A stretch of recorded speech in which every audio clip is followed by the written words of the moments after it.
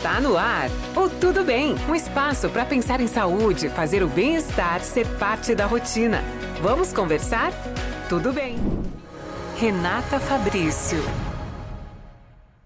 Oi, tudo bem com você? Como é que foi a semana por aí, hein?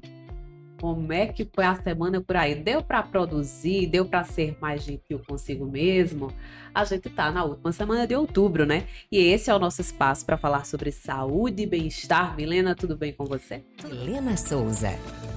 Tudo bem comigo, vai ficar muito melhor, Renata. Eu já desejo aqui a todos um excelente dia, né? Daqui a pouquinho a gente vai explicar a proposta de hoje, mas eu quero saudar todos. Muito obrigada pela audiência, pela companhia nessa manhã.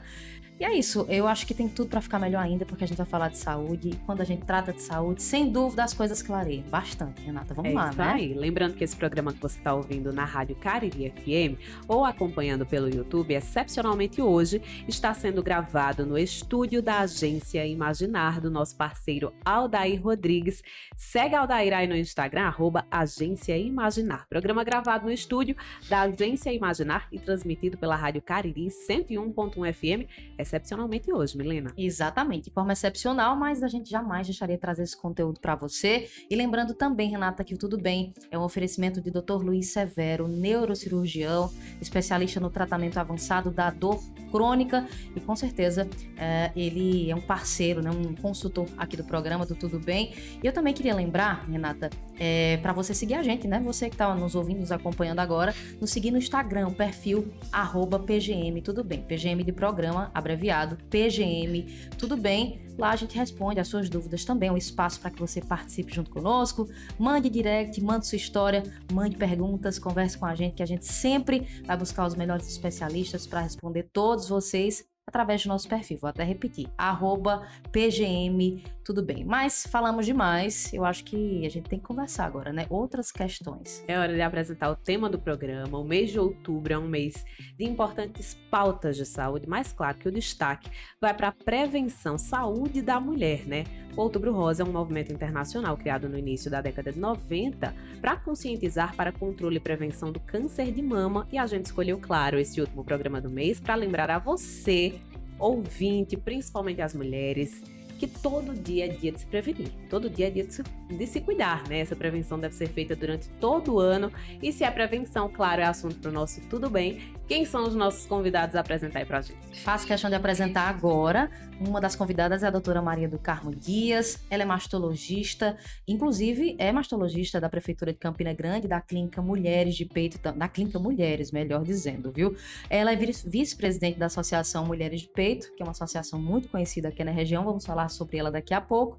E também aqui na bancada com a gente, o doutor Marcos Oliveira. Ele é oncologista clínico, atualmente trabalha lá no Hospital da FAP e é preceptor de clínica médica da Unifacisa também. Renata, time de peso mais uma vez aqui na nossa bancada, né? Maria do Carmo, tudo bem com você?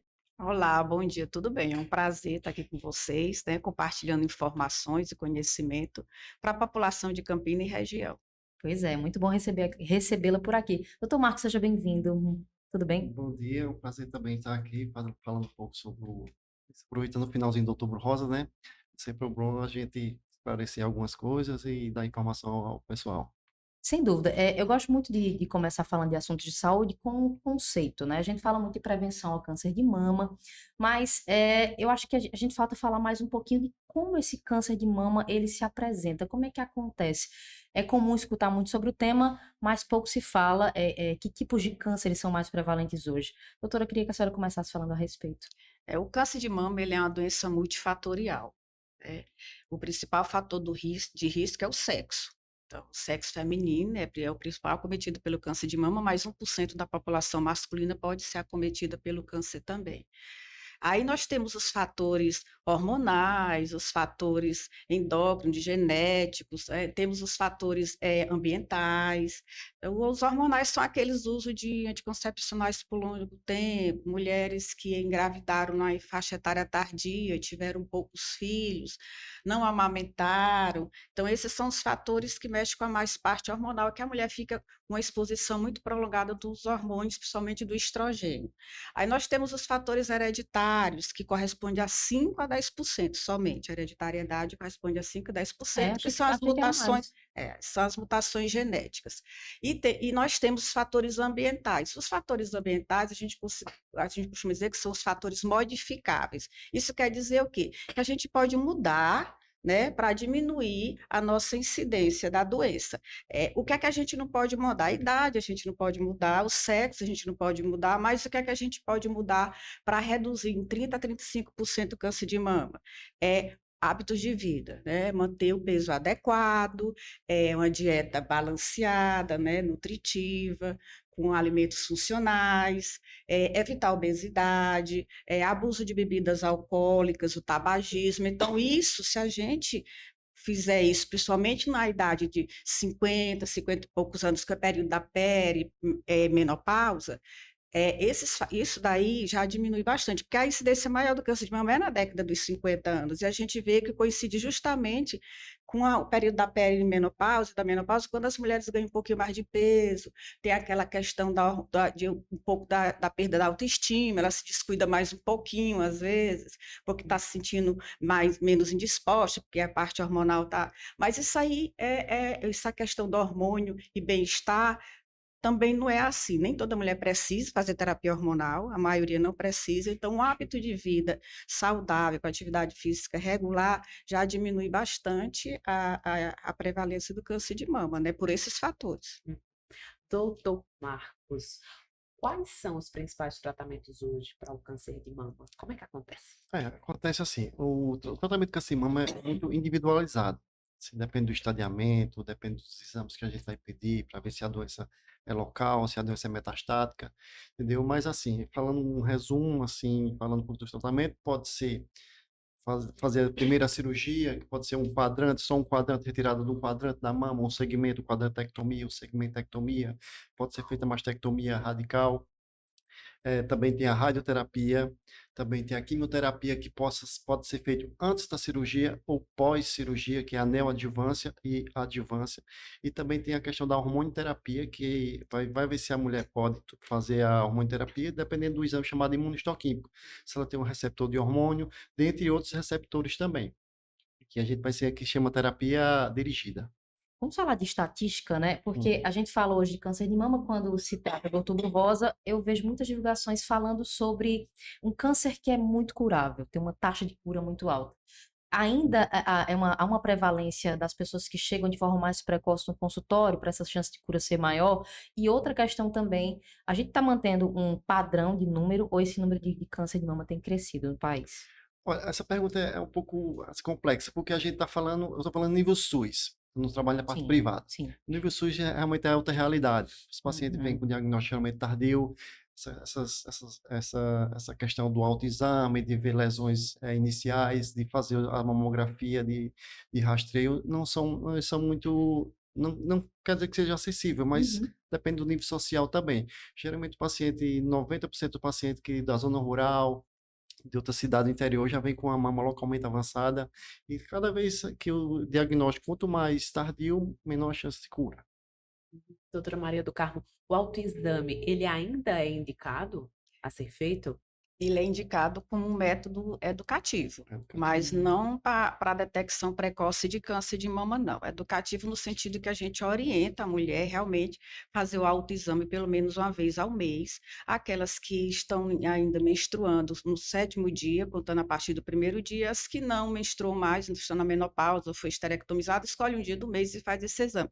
Porque quem que melhor conhece a mama da gente? A gente mesmo, e ela está sempre ali à mão, né, para a gente poder fazer autoexame. E a imensa maioria do diagnóstico de câncer de mama é a mulher que detecta, é o nódulo. Então, assim, em torno de 90% ela já chega dizendo: doutora, eu percebi um nódulo na minha mama. Então, quem é melhor para fazer isso, né? Então, agora, só que não é um exame para diagnóstico, não, de maneira nenhuma, e nem para detecção De precoce. rastreio, porque O só a rastreio é a mamografia, Isso. que é o exame realmente que salva vidas. Em torno de 10 mulheres que fazem mamografia regularmente, 3 mulheres vão ser salvas mesmo do câncer de mama. Então, estatisticamente, é um exame que, no momento, é o exame padrão ouro. Então, para prevenção, detecção precoce de câncer de mama é a mamografia. O autoexame deve sim feito, deve com certeza, a mulher deve se conhecer, para qualquer sinal de alerta ela procurar um especialista. Lembrando que não é um Sim. exame de rastreio, é um exame É. porque ela não vê, não consegue ver lesões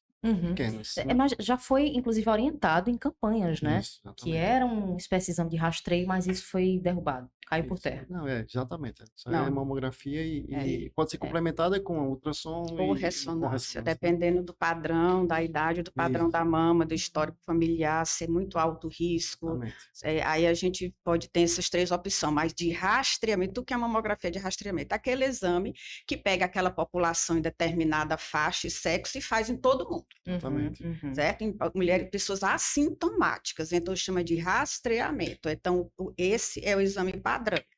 Aí nós temos a diagnóstica. A diagnóstica é quando a gente já tem a lesão.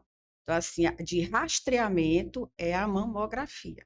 Aí um alerta muito importante, né? Para você que achava ainda que o autoexame de alguma forma lhe dava uma certa segurança, não é sempre assim, né? Mas a ideia da mulher é conhecer o corpo. E falando em sinais, né? Fora a questão da palpação, dela sentir um nódulo, ou assim, enfim, provável cisto. Quais são outros sintomas que podem sinalizar que a mulher pode estar desenvolvendo um câncer a princípio? Existem outros sinais também, doutor? Existe sim, porque até a gente fala até um pouco sobre isso em aulas, a diminuição do tamanho da mama, alguma secreção saindo pelo mamilo sem fazer expressão, sem fazer, sem apertar, tem algum nódulo embaixo da axila que não sara, tem outros fatores, tem aquele enrugamento da pele que a gente chama de casca de laranja, pode ser um sinal também, tem vários outros sinais que tem que ficar de alerta. Uhum. Inclusive, eu queria perguntar ao senhor, já que o senhor faz parte, né, desse atendimento do Sistema Único de Saúde, trabalhar ali na fundação, no hospital, né, da FAP, da Fundação Uhum. Assistencial da Paraíba, qual é o perfil dessas pacientes que chegam na FAP? Justamente, o perfil é aquelas pacientes que eu falo, posso dizer assim, com nível social pouco esclarecida. Geralmente, eu estava falando com a doutora lá fora, antes de a gente entrar, um caso que eu peguei, um câncer de mama extremamente avançado, que isso não é do dia para a noite, esse nódulo não apareceu do dia para a noite, entendeu? Então, é o perfil, assim, muito paciente que não tem o esclarecimento de fazer o autoexame, de fazer a mamografia, de rastreamento, e quando chega para a gente, é assim, vamos dizer que 50%, eu acho que posso até estar exagerando, mas a maioria, o paciente localmente avançado, as mamas bem avançadas, as tumorações. Por isso que esse programa é importante, né? Sim. Porque a gente democratiza esse acesso à informação de qualidade aqui com os melhores especialistas, para que fique tudo bem, né, com a vida das pessoas, Milena. Exatamente, a ideia é exatamente essa. E eu vou tocar nesse assunto agora, até questionar para a doutora Maria do Carmo, qual a importância, até uma pergunta meio retórica, mas eu queria que a senhora reforçasse a importância das pessoas se informarem mesmo, né? Porque a gente percebe que quando as mulheres, elas dominam o assunto, quando elas, enfim, passam por um processo de esclarecimento, a coisa se torna muito mais fácil. A busca pelo consultório também é mais frequente, né, doutora? Eu acho que tudo começa com a educação. É isso. Isso aí é primordial. Acho que a base de tudo no mundo é a educação. A gente percebe que o câncer de mama avançado a gente detecta na população mais carente. Carente Isso. tanto do ponto de vista educacional como financeiro.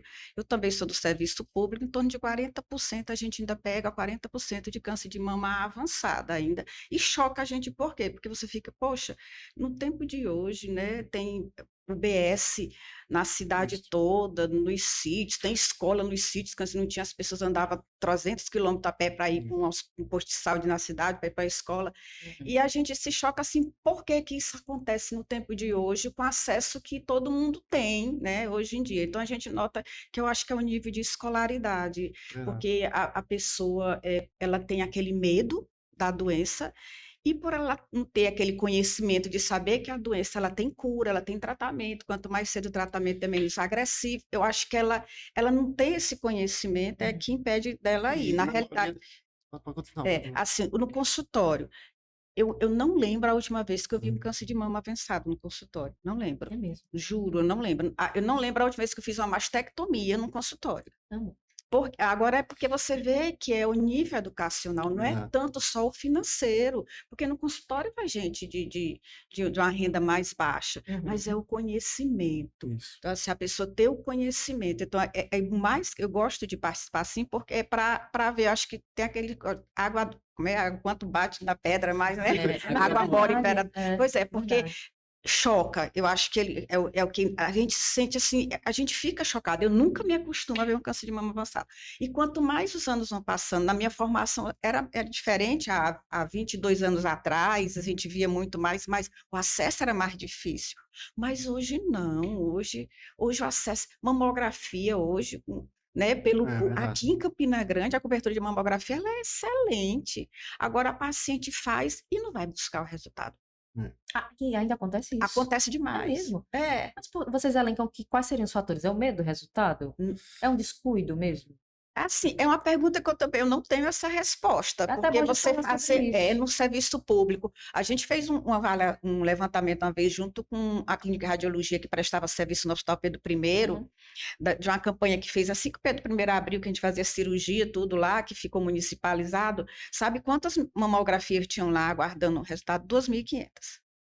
Pois Meu é. Deus. 2.500. 2.500 2.500 mulheres que têm seus fizeram, resultados. ou seja, naquele ali poderia ter o quê? Uns 5% de câncer, mas Gente, isso gera um alerta muito importante. Até uma pausa para falar sobre isso aqui.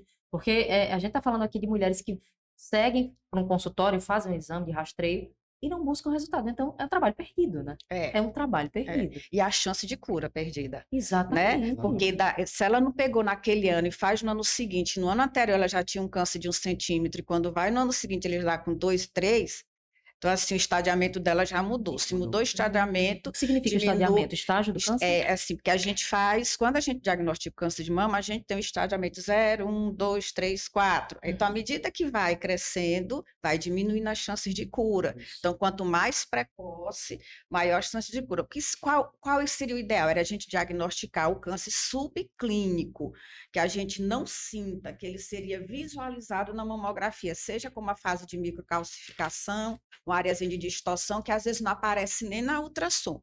Por isso que a mamografia é mais importante, porque existem lesões precursoras, assim, bem precoces, que a ultrassonografia não detecta. Então, a ultrassom, ela é um complemento da mamografia. Aí, então, essa mulher que não pegou esse exame, de repente, ela tinha um câncer de mama, estadiamento 1, com chance de cura acima de 95%, ia fazer só uma cetorectomia, uma quadratectomia, talvez não precisaria fazer uma quimio, talvez só uma rádio. Isso. Então, se ela perdeu a chance de cura, de uma cura, né, a chance maior, perdeu a questão de não ser mutilada e perdeu também a questão do tratamento menos agressivo. Ou seja, o tempo é crucial. Crucial, para o câncer de mama ele é crucial. Aí vem um alerta importante. Pois, João, doutor, Eu fica à tenho um dado vontade. aqui de diagnóstico precoce, a doutora falou, 19% da população diminui o risco em 19% de mortalidade em pacientes menor do que 50 anos e Uhum. 27% da população de 50 a 69 anos. É uma porcentagem muito alta no diagnóstico precoce. Então, Verdade, né? Muito alta. Faz diferença, né? Essa É. questão da faixa etária. Ela falou essa questão da cultural, de educação. Semana passada eu peguei uma paciente, até jovem, acho Uhum. 46 anos, que estava Uhum. com uma lesão ulcerada, e quando eu tirei o curativo dela, ela tinha colocado umas plantas, tomando um chá, Ai, gente. Meu Deus. e pedi os exames dela e não tinha metástase. O estadiamento, se fosse bem inicial, assim, pela questão da cirurgia, mas por sorte dela não tinha metástase. Agora, por muita sorte, entendeu? Não tinha metastasose, Caso raro mesmo. mas assim, eles procuram outros meios, assim, eu acho que é por medo e questão de educação também. Tinha casca de não sei de quê, e quando eu tirei, eu falei, não, porque minha vizinha, uma tia minha avó, não sei o que lá, fazia, estava curada. Tem muito isso também no interior, pelo menos eu tô pegando muito, pego muito isso. Um câncer hoje em estágio inicial, Hum. o tratamento desse câncer dura quanto tempo? Isso varia muito, sabe? Assim, depende do estágio inicial, se ela vai direto fazer a cirurgia, se ela volta pra gente, se ela vê se ela tem indicação de quimioterapia, se ela tem um receptor de hormônio, que ela pode fazer hormônio de 5 a 10 anos. Isso varia muito, varia muito. Pelo menos nas minhas pacientes, assim, alta mesmo eu nunca dei, eu sempre fico acompanhando. Eu nunca tenho coragem, assim, de dar alta definitivamente, mas também eu estou começando agora, mas assim, isso tudo varia do estadiamento, se vai fazer cirurgia, se vai ser uma mastectomia radical, se vai ser só um quadrante, se tem receptor de hormônio, se vai fazer hormônio terapia por 5 anos, tudo depende dos exames. É porque assim, antigamente, hoje a oncologia, ela assim avançou bastante do ponto de vista de estudos moleculares e genéticos. Uhum. Antigamente, viu o câncer, fazia logo pá, a mastectomia. Hoje, existem protocolos que devem ser seguidos, que são estudos, né, muito sérios. Então, quando tem um diagnóstico, não é mais o tamanho do tumor, é o tipo do tumor e o estudo genético dele, que é feito através da imunistoquímica. Imunistoquímica é o exame que ele vai ver se esse câncer ele é responsivo a hormônio ou não. Aí vai depender. Não é só o tamanho, não. Depende, a imunistoquímica que vai definir. Vai começar por químio, por Isso. cirurgia, independente do tamanho. É pela Perfeito. imuna a gente vê se ela é mais agressiva ou não. Exatamente.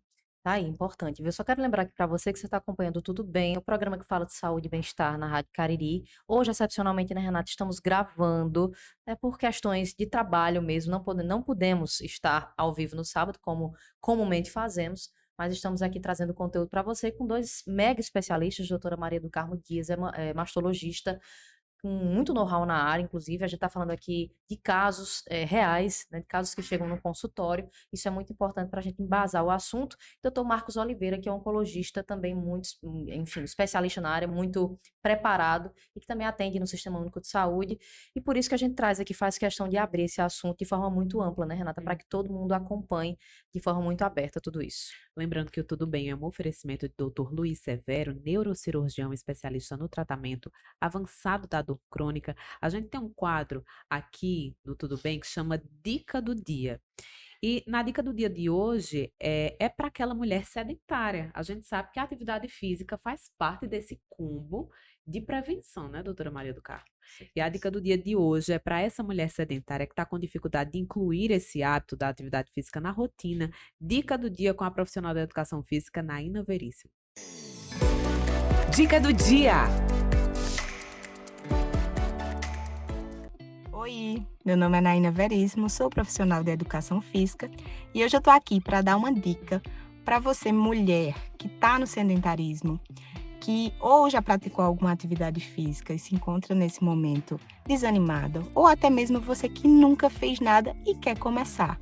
E de alguma forma, vocês têm aquele bloqueio de recomeçar, né? Então a dica que eu dou é focar em uma atividade que você tem um carisma, que se interessa, e estipular metas pequenas. Vou caminhar 10 minutos por dia. Na próxima semana vou aumentar esse tempo. Vou fazer um treino de funcional e vou lá e vou fazer o que eu aguento. Lembrando que ninguém nunca começou correndo 21 quilômetros, ninguém nunca começou fazendo um treino de 1 hora muito bem. Todo mundo começou de lá de baixo. Então, estimulem-se. Quando você criar o hábito, você vai ver que o prazer vem, porque o prazer vem com o hábito. Então, comecem, dê o primeiro passo. Outra dica importante para quem já treinou, quem já teve um corpo bacana e não está hoje em dia, se inspire em você. Não tenha como meta o outro, ninguém é igual a ninguém, ninguém tem um corpo igual ao outro, ninguém tem o condicionamento físico igual. Então, pega aquela tua fotinha antiga, olha, diz, eu vou voltar a ser assim. Então, se inspire em você mesma, certo? Então, comecem, criem o hábito, que o prazer pela atividade física e a vida saudável vem. Tá aí, Naina Veríssimo, profissional de educação física aqui de Campina Grande. Dica do dia, viu? Prevenção, atividade dica. física faz bem, né, doutora Maria do Carmo? Com certeza, para tudo na vida da gente, né? Para prevenção de doenças, para controle de doenças, para melhora do sono. Os hormônios, eles são mais metabolizados naquele sono restaurador, né? Antigamente, precisava dizer, nossos antepassados dormiam com as galinhas. É o sono certo, porque o pico da melatonina, que é o hormônio do bem-estar, o primeiro pico é 8 horas, aí o segundo pico já é 10 horas. Então, se você vai perdendo esse pico, você vai perdendo o seu sono do bem-estar, que melhora tudo, né? Atividade física, uma dieta balanceada, é o segredo da vida longa com qualidade de vida. Eu não queria que a gente mudasse esse bloco ainda, daqui a pouco a gente vai para o intervalo, sem frisar mais uma vez a importância do combate à automedicação. O senhor citou agora há pouco das crenças, né? A mulher estava, quando o senhor foi atender, ela estava com algumas plantas, algumas ervas, não sei, uma aplicação Isso. muito caseira, né? De uma medicação caseira. Isso acontece também na alopatia, né? Acho que as pessoas entendem que os casos são parecidos, então o que serve para minha vizinha, o que serve para minha mãe, vai servir para mim. Isso. Não é assim que funciona, né, doutor? Não, com certeza. Como a doutora falou, tem a questão do estadiamento, tem a questão do imunistoquímico, do tipo histológico do câncer. Cada caso é um caso, o tratamento é individualizado. Perfeito, viu? Então, dicas aqui fundamentais. A gente vai para o intervalinho, Renata, mas eu queria só lembrar antes que cuidar da saúde é fundamental. E fazer isso com os melhores especialistas é sempre a escolha mais acertada. Dr. Luiz Severo é neurocirurgião, especialista no tratamento avançado da dor crônica, focado no tratamento menos invasivo da dor de cabeça, coluna e também nas articulações. Marque já sua consulta através do telefone 993 13 5151 ou através do 9887-5463. Portanto, aí, doutor Luiz Severo, um parceiraço aqui do nosso programa. Vamos pro intervalo? Vamos para o intervalo, chamar o comercial, né? Pagar Beber as uma água, contas. respirar um pouco, né? A gente volta daqui a pouquinho com muito mais aqui no nosso Tudo Bem. Até já. Estamos apresentando Tudo Bem. Voltamos a apresentar Tudo Bem. Renata Fabrício. Voltamos com o seu Tudo Bem, seu programa de saúde e bem-estar integral aqui na Rádio Cariri 101.1 FM. Lembrando que cuidar da saúde é fundamental e fazer isso com os melhores especialistas é sempre a melhor escolha, a escolha mais acertada.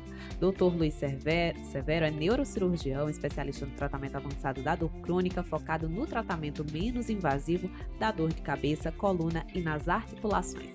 Marque sua consulta através do telefone 83993135151 ou 99887-5463, Dr. Luiz Severo. Helena Souza.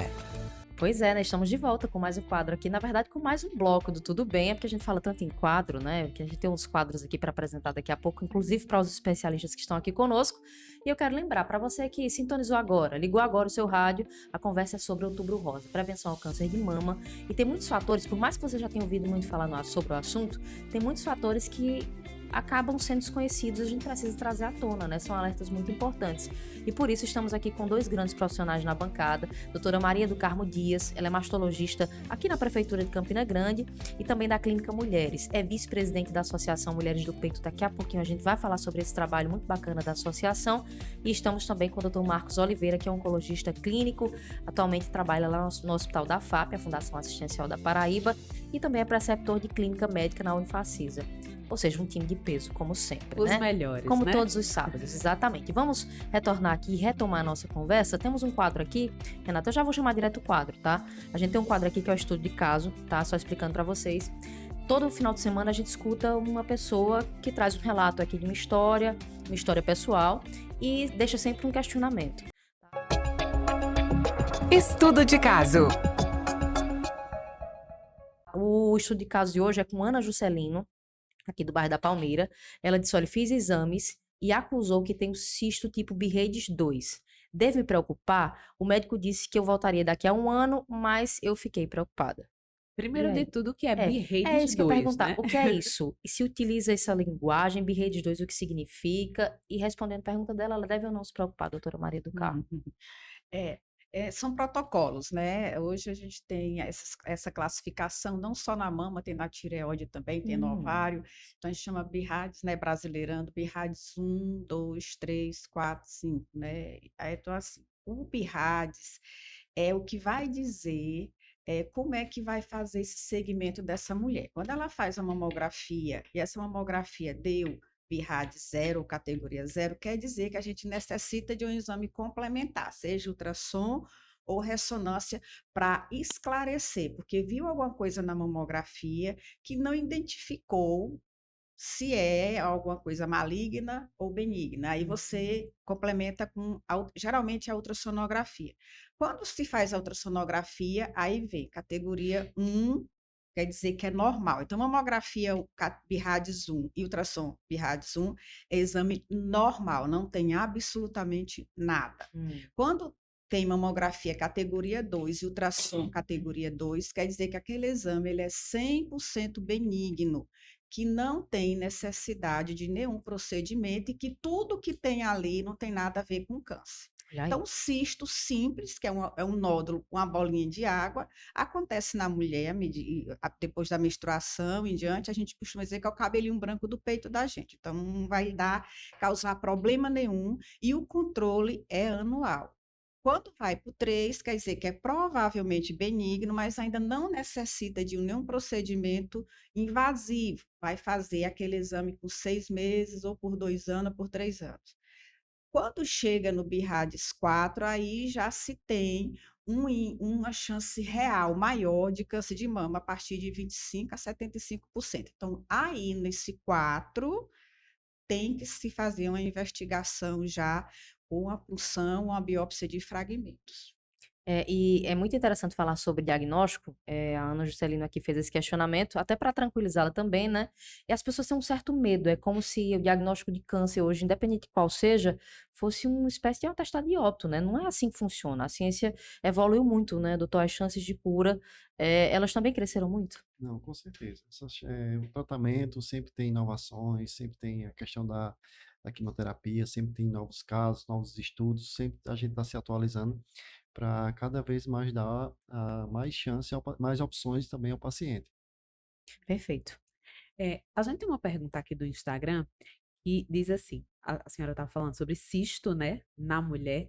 É comum mesmo que apareçam esses cistos? Porque a pergunta é: o diagnóstico de cisto mamário é preocupante? Qual o tratamento? Essa ouvinte recebeu esse diagnóstico e não soube explicar. Cisto é uma alteração benigna, chama alteração funcional benigna da mama, que a mama ela sofre processos durante toda a nossa vida. Então, ela tem as evoluções de acordo com o nosso perfil hormonal. A infância, a adolescência, gestação, menopausa, então assim, ela sofre com isso daí. Ela é uma glândula. A gente costuma dizer que é tipo uma glândula de suor modificada. Ela produz leite, então ela é uma glândula. E essa glândula ela sofre transformações decorrentes com o tempo hormonal. Perto de menstruar, ela fica inchadinha. Menstrua, ela fica relaxada. Está grávida, ela fica cheia. Aí vai amamentar, ela produz o leite. E a gente envelhece. À medida que a gente vai envelhecendo, o tecido mamário vai sendo substituído mais por tecido gorduroso. Nessa transformação podem aparecer os cistos. Os cistos podem aparecer em qualquer faixa etária.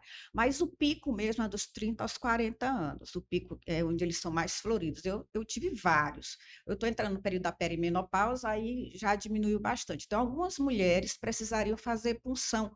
Por quê? Porque às vezes eles são muito grandes, dolorosos, ficam tendo processos inflamatórios de repetição, mas uma coisa que a mulher tem que ter na cabeça é que o câncer ele é sólido, ele pode ser misto, parte líquida e parte sólida, mas sempre, sempre ele vai ter um componente sólido. Então, se você tem um cisto simples, tire da cabeça. Mas aí o seu acompanhamento é por quê? Porque pode surgir a qualquer momento, em mim, em qualquer mulher. Então, por isso tem que fazer anualmente a partir dos 40 anos, independente ou não de ter câncer de mama na família, que câncer de mama hereditário é 5 a 10%. Aí a pessoa só vai fazer porque tem os 85% e os 90%, né? Que é esporádico. Então, assim, tem que fazer esse exame. Uma vez tendo o cisto, que deu categoria 2, não quer dizer que ano que vem vai ter uma categoria 4. Porque o câncer, o cisto ele não vai virar. O câncer é uma doença 100% genética. Então, ele já vai. Então, tem cisto, categoria 2, realmente o controle é anual. E cisto é benigno. Não tem nada a ver com câncer. Então é bom tranquilizar, né? O fator emocional pesa muito, né? Vocês que trabalham diretamente com esses pacientes. Geralmente, quando uma mulher chega, por exemplo, com um diagnóstico um pouco mais difícil, né? Como é que é essa lida com o paciente? Eu sempre tenho essa curiosidade de como é que funciona esse acolhimento, porque faz toda a diferença, né, doutor? Tem muito. Geralmente é uma equipe multidisciplinar. Geralmente tem a questão da nutrição, o tratamento com quimioterapia dá muita astenia, dá muita fadiga.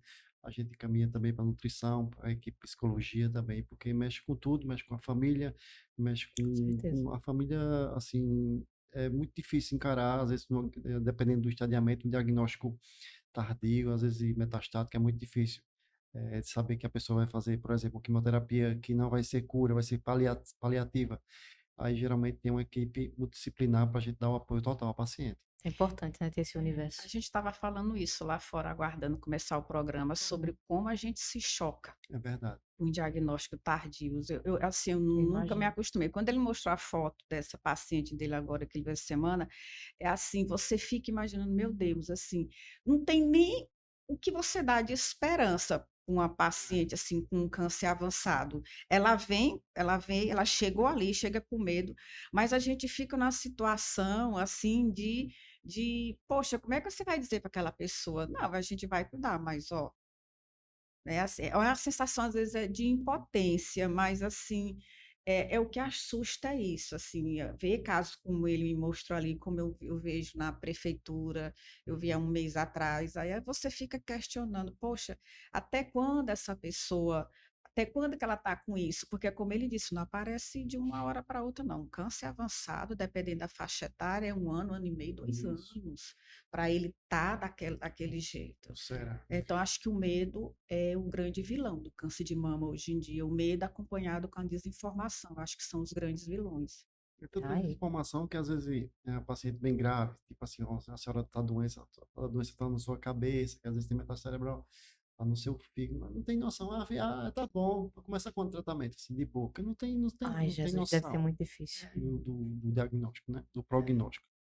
Inclusive, uma curiosidade minha sobre a formação de vocês. Como é que está hoje essa formação em oncologia, especificamente? Como assim, sobre o... Até Tá chegar... bem. Isso. Para ser oncologista clínico, você tem que fazer a pré-requisito, fazer clínica médica, né? São duração de 2 anos. E depois fazer outra prova de residência para fazer oncologia clínica, são mais 3 anos. Então, depois da graduação, 6 anos, você tem que estudar mais 5 anos, depois começar a trabalhar. Ou seja, o senhor tem praticamente 2 faculdades. É verdade, é um É, caminho meio longo. caminho longo, né? E ainda assim, depois de 3 anos de oncologia, e a pessoa chega a ter que estudar muito, porque é muita coisa, não dá tempo, não. Devia ser mais. Mas, Eu imagino. infelizmente, tem No que caso ser. da mastologia, doutora Maria do Carmo. Atualmente, de 2004 para cá, a gente tem a residência direta, Então, certo? direto, né? Tem a residência Quanto sim. tempo dura uma residência? A 2 de anos? mastologia, 3. 3 Com anos. R3 opcional, você faz opcional. Mas, assim, Uhum. primeiro, você pode fazer uma cirurgia, a residência de cirurgia geral por Uhum. 2 anos, se você quiser ter uma formação técnica melhor, né? Você pode fazer uma residência de ginecologia e obstetrícia também, e depois você pode fazer um após e fazer o curso de título, que é o registro, né? Ou Aí seja, é um você faz caminho longo titulação. também, né? É como eles, é 5 a 6 anos após a faculdade. Mas realmente, eu imagino que esses profissionais, vocês devem estar muito preparados, né? Porque é um contexto bem complexo e bem complicado. Falando nisso, tem uma pergunta aqui de um ouvinte. A gente fez uma espécie de coleta de questionamentos ao longo da semana, lembrando que a gente está gravando esse programa, tá? Por outras questões de trabalho, a gente não pôde estar presencialmente na rádio nesse sábado e por isso o programa foi gravado. A Ana Carolina do Mirante. Passei um período com dores em um único seio, sensibilidade próxima ao bico do seio e depois sumiu. Devo me preocupar?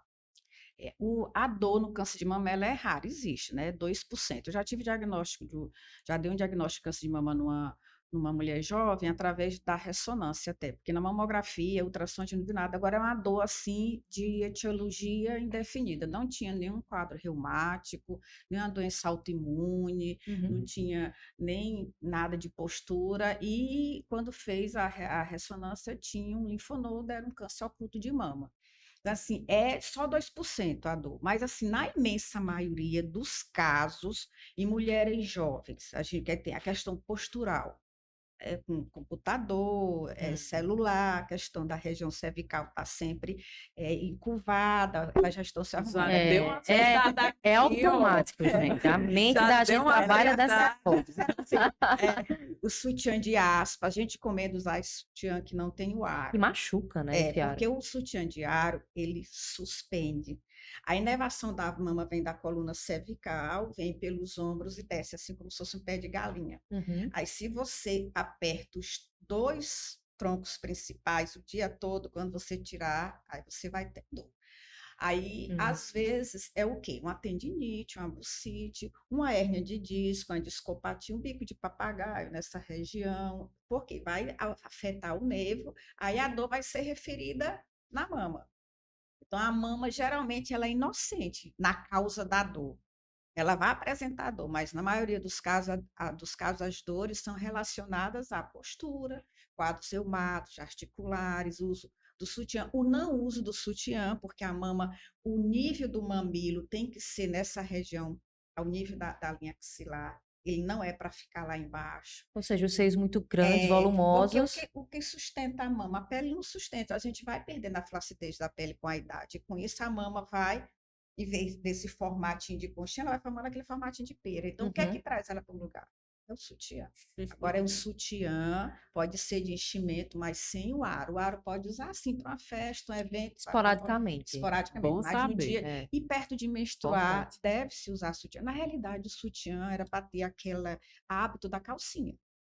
Só tirar para o Olha banho. aí, outro alerta também. Eu não né? fazia ideia de que era tão importante. Era. o O ideal era sutiã. só tirar para o banho. Principalmente quem tem a mama média volumosa. Mas assim, tem que proporcionar conforto também, né? Não pode ser apertado demais. Hoje no Tem isso, mercado, né? sutiã, a gente tem uma gama, né, muito boa de sutiãs, inclusive de opções. preços até acessíveis, também de marcas acessíveis, né, nessas lojas de departamento. Eu compro muito sutiã lá de departamento.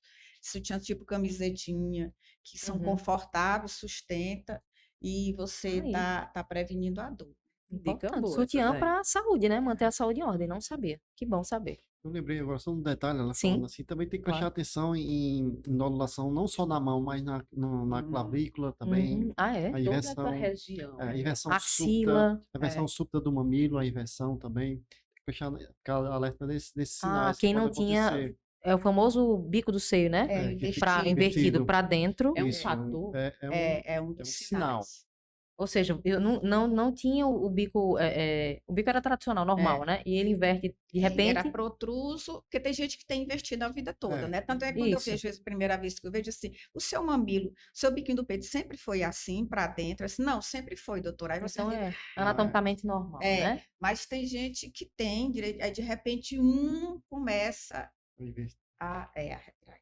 São muitos Prestar detalhes. atenção aos sinais dessa mama é importante, né? Por isso o autoexame ele é importante. Exatamente. Né? O Então, ele- autoexame é importante para dar o alerta.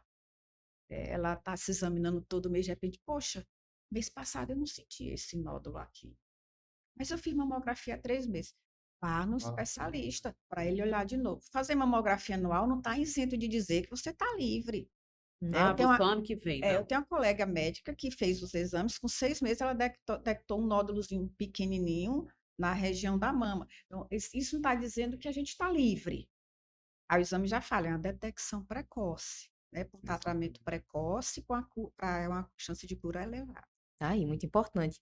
Agora há pouco a gente falava de algumas das causas, né, para o câncer de mama. A senhora citou que as causas genéticas, elas são as menores, né? 5% mais ou menos, é isso? A hereditária é 5 a 10%. Aí, quando é que tem um alerta da família para uma possível causa hereditária? Quando você tem história na família de câncer de mama em homem. Câncer de mama em homem ele é extremamente raro, então já dá um sinal que seria uma mutação genética naquela família. Então, teria que fazer um estudo por perfil genético dessa família com geneticista, tanto caso de câncer de mama. Câncer de mama em mulheres jovens, então teve o câncer de mama 40 anos, 35 anos, é um alerta para uma mutação genética naquela família. Mais de 3 casos de câncer de mama em parentes de segundo grau. Primeiro grau é mãe, irmã e filho. Então, teve câncer de mama de primeiro grau, paciente jovem, aí a gente já dá um alerta para aquele perfil familiar de ser de alto risco. Teve mais de 3 parentes de segundo grau, câncer de mama, paterno, materno, também já acende o alerta.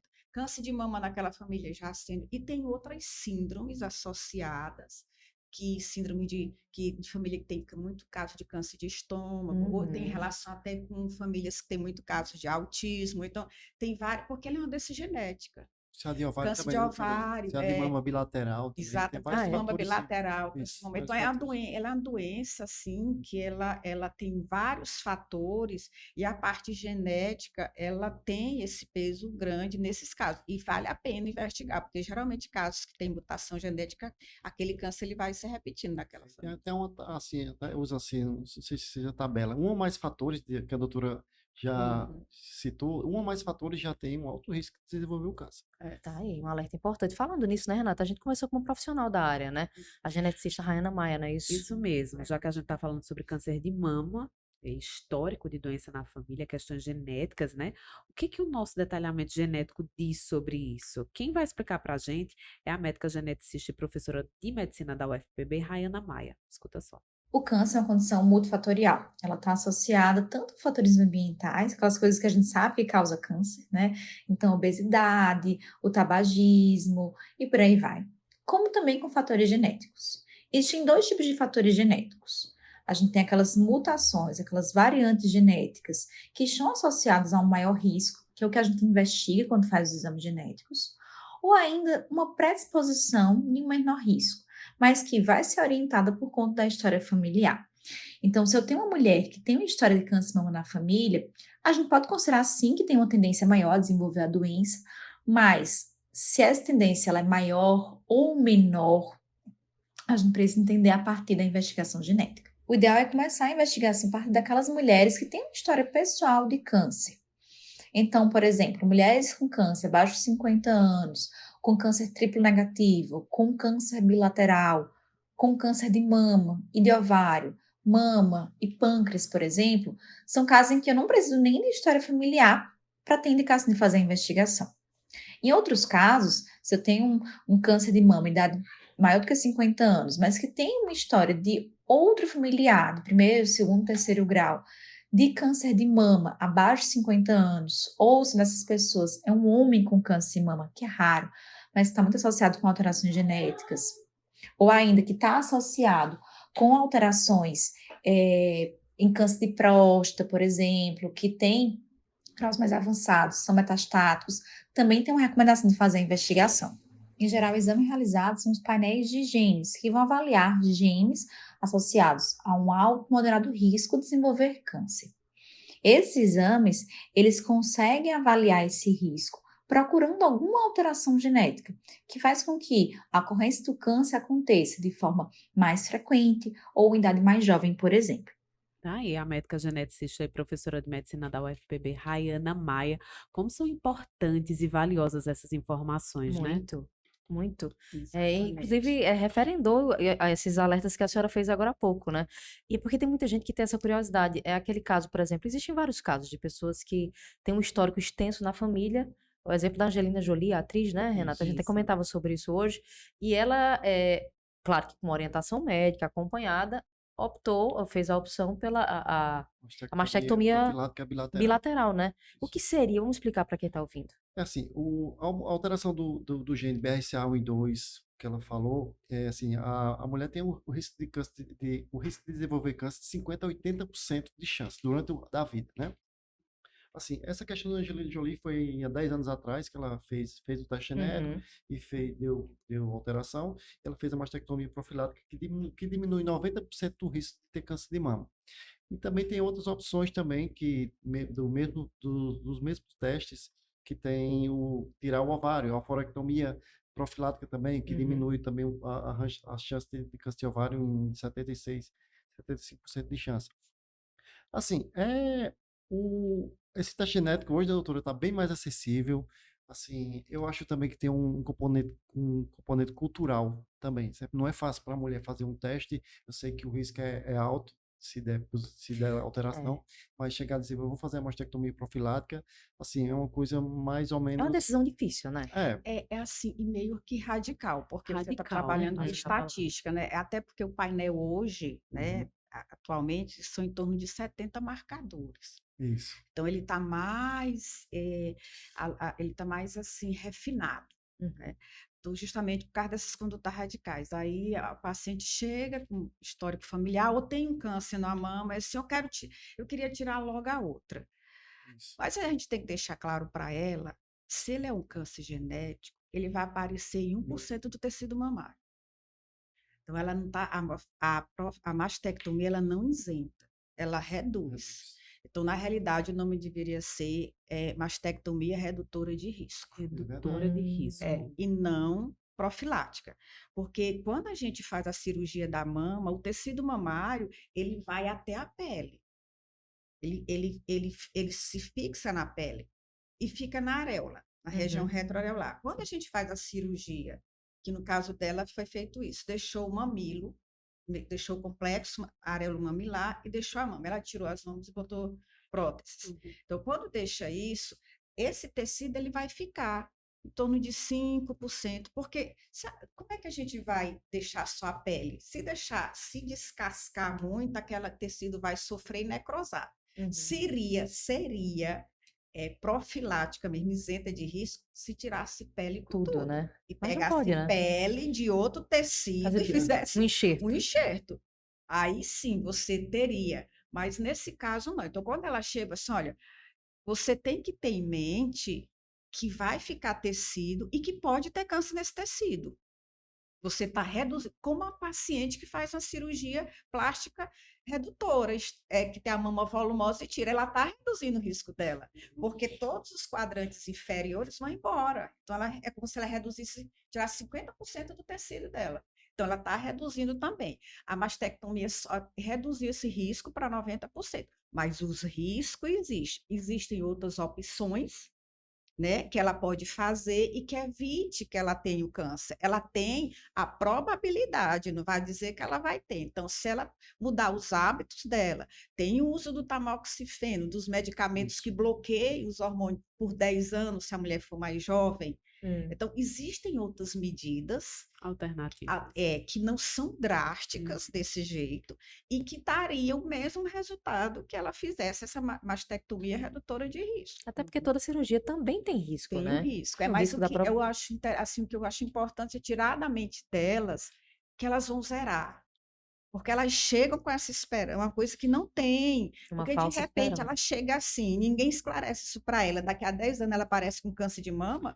Como é que vai ficar a cabeça dessa mulher? Poxa, eu tirei. E é outra coisa, É. não só o câncer de mama, que é uma alteração genética, é outros tipos de câncer também, câncer de ovário, câncer de pâncreas, estômago, tem vários tipos de câncer. A gente só estava focando nessa parte. Mas se ela fizer a mastectomia profilática, ela não isenta de ter outros tipos de câncer, outros marcadores genéticos também. Tá aí, importante. Só quero lembrar aqui para você que está assistindo e para você que está ouvindo através da 101.1 FM, a Cariri, que o Tudo Bem é um oferecimento do Dr. Luiz Severo, neurocirurgião, especialista no tratamento avançado da dor crônica, um excelente profissional. Renata, a gente tá quase que chegando no fim, viu? Quase chegando no Retinha final, né? final, é o que a gente sempre diz, conversa boa, tempo vai e voa, né? Vai embora. É verdade. Dá tempo de fazer uma pergunta ainda? Desde que a resposta Será que seja dá curtinha, tempo? acho que dá, né? A Vamos lá. pergunta é: sempre faço mamografia, sinto muita dor por ter seios grandes, mamas grandes, volumosas, e o resultado é sempre inconclusivo. Passo sempre pelo menos uma semana com dor, e aí sou levada a fazer, né, o exame complementar. Preciso mesmo fazer essa mamografia? Precisa sim. É inconclusivo porque deve dar BIRAD 0, porque ela deve ter alguma alteração que apareça na mamografia que não ficou esclarecida totalmente pela mamografia. Então, um nódulo. Quando tem um nódulozinho, geralmente que a gente chama nódulo isodenso lá, a mamografia, mesmo a gente sabendo que aquele é um cisto, mas ela vai dar 0. Porque o que vai dar característica física daquela lesão é a ultrassom. Se é cística, se é sólida, que é mais semelhante ao tecido gorduroso, se é bem regular, se é irregular. Então, assim, a ultrassom, ela complementa. A mamografia dói, é mais a questão do posicionamento. Às vezes você faz num lugar que dói mais, outro dói menos, depende de como a técnica posiciona e o seu relaxamento. Mas são segundos. São segundos para você detectar um câncer e ficar curada, né? É ter um pouco de paciência, relaxar, deixar a mente aberta, que aquilo dali você está fazendo como autocuidado. E lembrando que BIRAD 0 não quer dizer que não tenha doença, não. Exatamente. Chega muito isso. É complexo, viu? São muitas Inconclusivo, linguagens. precisa de mais alguma coisa. Complementar. Aí, perfeito. Tá aí. Queria mais tempo, né, pra gente conversar mais a respeito do Super assunto, mas já deu programa, para né? esclarecer muito, né? Muita coisa. A gente agradece a participação de vocês. Mensagem final, doutora Maria do Carmo, para essas ouvintes que estão com a gente aqui hoje. A minha mensagem é: examinem-se todo mês, faça o seu exame, consulte o especialista uma vez ao ano. Qualquer dúvida, corra para o posto de saúde, peça para ser examinada, faça o seu exame de rotina. Qualquer alteração que seja detectado precocemente, vai ter chance de cura. A mamografia salva vidas, e todos juntos aí contra o câncer de mama. E aí, sua mensagem final e dica também, né, doutor, para quem tá Faça da ouvindo. minha mensagem a da doutora, que ela falou tudo. Não, Assina A embaixo. dica, assim, é sempre ficar de olho nos sinais de alarme e procurar qualquer dúvida, procurar um especialista. Sem dúvida. A melhor alternativa de todas é ouvir quem entende do assunto. É isso aí. Muito Lembrando que bom, esse né? programa que você está ouvindo na Rádio Cariri FM ou acompanhando pelo YouTube, excepcionalmente hoje, está sendo gravado no estúdio da agência Imaginar, nosso parceiro Aldair Rodrigues. Segue ele aí no Instagram, @agência Imaginar, programa gravado no estúdio da Agência Imaginar e transmitido pela Rádio Cariri 101.1 FM, Milena. E, como sempre, muito bom encontrar todos vocês. Agradecer aqui a doutora Maria do Carmo Dias, mastologista, doutor Marcos Oliveira, ele que é oncologista. Enfim, conversa bastante agradável hoje. Lembrando que esse conteúdo vai ficar no nosso YouTube, né, Renata? O canal do YouTube do Tudo Bem. É isso. É isso aí, vamos se cuidar, né? Vamos se prevenir, conhecer o nosso corpo, vamos se movimentar, tomar água, hidratação é importante. E é isso. E cada vez que a gente sai do programa, tá sendo muito bom pra gente também, viu? Pra mim e pra Renata. A gente tá começando a se cuidar mais, viu, doutora Maria do Carmo, doutor Marcos? A partir do Tudo Bem. Mas é isso, eu acho que quanto mais hábitos saudáveis, uma vida melhor a gente tem também. Sem Vida dúvida. nesse corpo. É isso aí. Até o próximo sábado, se Deus quiser. Tchau. Tchau.